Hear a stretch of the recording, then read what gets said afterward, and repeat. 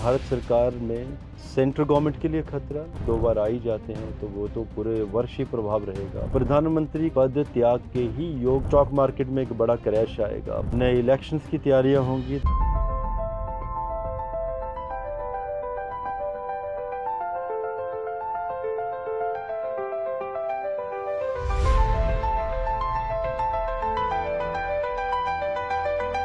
कुर्सी पर बैठते हुए फडणवीस जी दिखाई दे रहे हैं। विदेशों से भारतीयों का अपने देश में वापिस आना।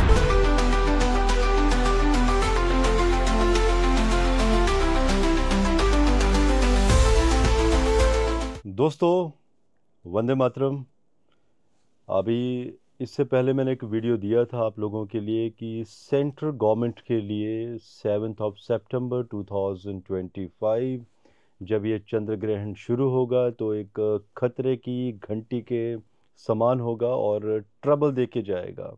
और थोड़ा सा मैंने पहलू छोड़ भी दिया था कि इसके आगामी परिणाम क्या होंगे, खतरा कब होगा सरकार के लिए। थोड़ा सा समय चाहिए था स्टडी करने के लिए, तो इसलिए मैंने कहा भी था कि सेकंड एपिसोड में कवर करूंगा। तो आज वो मैं आपको कॉम्बिनेशंस देने जा रहा हूं। आप याद कीजिएगा, जब भी मैंने बात करता हूं कि चंद्र ग्रहण जब भी शुरू होता है तो इसका कम से कम 6 माह के लिए जनता के दिलों के ऊपर प्रभाव पड़ता है। 3 माह के लिए तो पड़ता ही है, लेकिन हल्का सा प्रभाव 6 माह के लिए। अब ये भी लोग पूछेंगे कि चंद्र ग्रहण तो अक्सर 2 बार आ ही जाते हैं तो वो तो पूरे वर्ष ही प्रभाव रहेगा। बिल्कुल दोस्तों, ये बात सत्य है।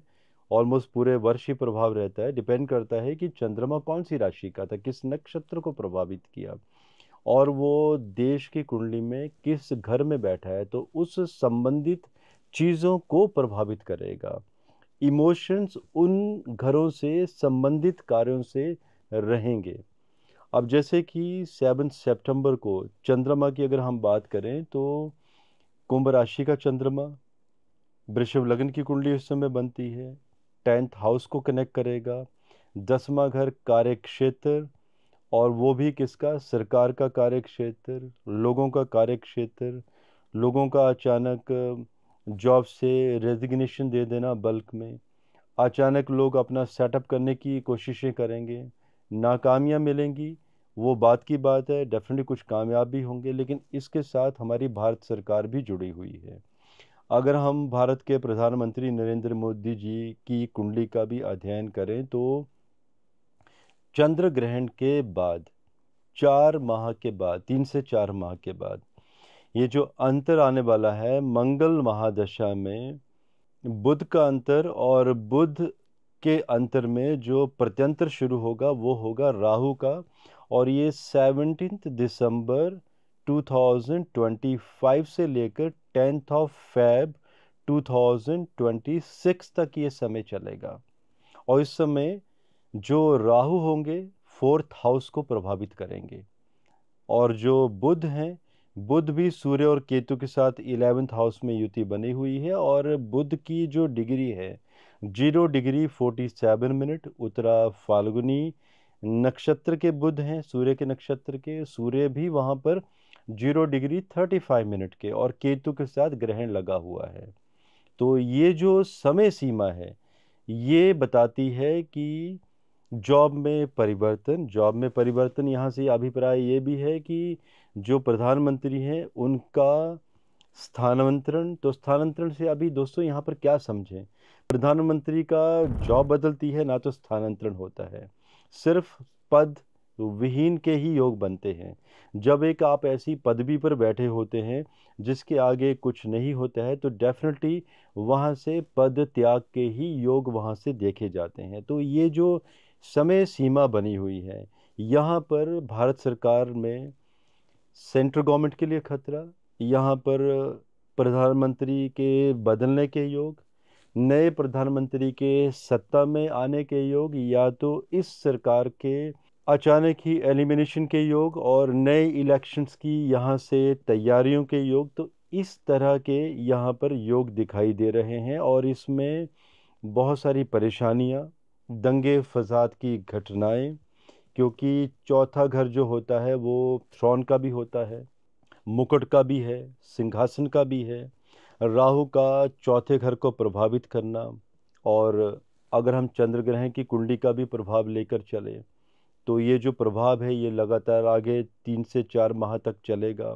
सेकंड हाउस, जिसमें कि सर्वाष्टक में स्कोर बहुत कम है भारत की कुंडली में, अगर हम भारत की कुंडली के ऊपर भी अगर मैं चला जाऊं तो सेकंड हाउस में 19 पॉइंट्स हैं सर्वाष्टक में। और अगर हम जनवरी माह के आसपास की भी बात करें तो उस समय गुरु चंद्रमा सेकंड हाउस में कहीं ना कहीं कनेक्टेड होंगे। गुरु उस समय भी सेकंड हाउस को प्रभावित करेंगे और बहुत सारे प्लैनेट, मंगल, सूर्य अष्टम घर को प्रभावित करेंगे। शनि की भी 10वीं दृष्टि अष्टम घर में होगी। 8वां घर मतलब अचानक गुप्त शत्रुओं का, गुप्त विद्याओं का भी होता है, गुप्त परेशानियों का, एक बहुत बड़ी हर्डल का, sudden collapse of the government, government का अचानक कोलैप्स कर जाना, सरकार का अचानक टूट जाना, धन का क्षय हो जाना। धन का अष्टम घर से ये भी देखा जाता है कि अचानक धन लाभ होना और अचानक धन का नष्ट हो जाना। तो ये जो समय बना हुआ है, जो बुध का मैंने समय आपको बताया है, बुध का जो ये प्रत्यंतर रहेगा राहु में, इसमें कोई ना कोई कंट्रोवर्शियल स्टेटमेंट सरकारों के द्वारा, क्योंकि राहु है, वाणी में कई बार विराम नहीं लगता है। इंसान अपने हित के लिए कई बार इस तरह की बातें कह जाता है जो कई बार देश हित के लिए नहीं होती है। कई बार पार्टी के भी वर्कर्स या जो बड़े पदों पर रहने वाले व्यक्ति होते हैं, कई बार ऐसी बातें कह जाते हैं जो कि पार्टी हित और देश हित के लिए नहीं होती हैं। इस तरह के भी योग कोई ना कोई बनेंगे। कुछ ऐसी स्टेटमेंट्स सरकार के बड़े मंत्रियों के द्वारा, सांसदों के द्वारा, राज्यसभा के सांसदों के द्वारा निकलेगी जो जनता के बीच में दंगे फसाद की घटनाओं को भी उस समय बढ़ाएंगी। और जो ये घटक बने हुए हैं आपस में, एनडीए की जो गवर्नमेंट बनी है, इन घटकों का टूटने का भी उसी समय में योग बनेगा। तो दोस्तों ये जो समय है, अष्टम घर क्या बताता है कि sudden gains, sudden big losses. तो डेफिनेटली जब बड़े लॉसेस हैं, याद कीजिए जब मैंने आज से ऑलमोस्ट 1 वर्ष पहले ही सितंबर 2024 में जब मैंने वीडियो दिया था कि स्टॉक मार्केट में एक बड़ा क्रैश आएगा, बहुत लोगों ने पीछे पैसा भी गंवाया अपना, तो उसके साथ मैंने कॉम्बिनेशन भी बताए थे कि 2025 का जो वर्ष होगा स्टॉक मार्केट स्टेबल स्थिति में नहीं होगी। जब हम 2025 की बात करते हैं तो ये जो समय है, सीमा है, ये 29 मार्च 2025 से लेकर मार्च 2026 तक का समय लिया जाएगा। क्योंकि जब वर्ष की गणना की जाती है तो विक्रमी संवत से गणना की जाती है। तो आप सोचिए जब ये स्थिति बन रही है राहु के प्रत्यंतर की इस समय, तो ये क्या कहता है कि जब ऐसी कोई स्थिति बनेगी, अगर प्रधानमंत्री पद का त्याग करेंगे या कोई दूसरे प्रधानमंत्री बनेंगे सेम पार्टी के, या पार्टी में घटक का ब्रेक होगा, नए इलेक्शंस की तैयारियां होंगी, तो आप सोचिए स्टॉक मार्केट का और अर्थव्यवस्था का क्या होगा। उस समय सडन फॉल की स्थिति बनेगी। 20-30% का बड़ा करेक्शन, डिफेंस के स्टॉक्स का सडन फॉल होने का योग बनेगा, जो इस समय एक काफ़ी उच्च स्तर पर पहुंचे हुए हैं। क्योंकि ये जो सरकार थी, इस सरकार का सबसे बड़ा एक प्लानिंग था कि डिफेंस को बढ़ाना। और अगर हम मोदी जी की कुंडली का अगर हम छठे घर से विश्लेषण करें तो मंगल लगन में, चंद्रमा साथ में, तो देखिए चंद्रमा नीच का कहीं ना कहीं प्रभाव देता है। और जब चंद्रमा कुंभ राशि का 7 सितंबर 2025 को 4th हाउस में जाएगा तो ताज पोशी जो हुई है उसके लिए भी कष्टप्रद साबित होगा। आप दोस्तों कॉम्बिनेशंस देने हो तो बहुत सारे दे सकते हैं, लेकिन जब ये इस तरह के एनालिसिस में देता हूँ तो डेफिनेटली बहुत सारे कॉम्बिनेशंस स्टडी किए जाते हैं, उसके बाद ही कुछ एक कॉम्बिनेशन बताता हूँ आप लोगों को मैं। क्योंकि बहुत सारे एस्ट्रोलॉजिकल कॉम्बिनेशन बताऊंगा तो जो बाकी लोग सुनने वाले हैं जिन्हें ज्योतिष के कॉम्बिनेशन में इंटरेस्ट नहीं है, उनका वीडियो में से इंटरेस्ट खत्म हो जाता है। तो एक बेसिक मैंने समरी दे दी है। समय उपयुक्त नहीं है।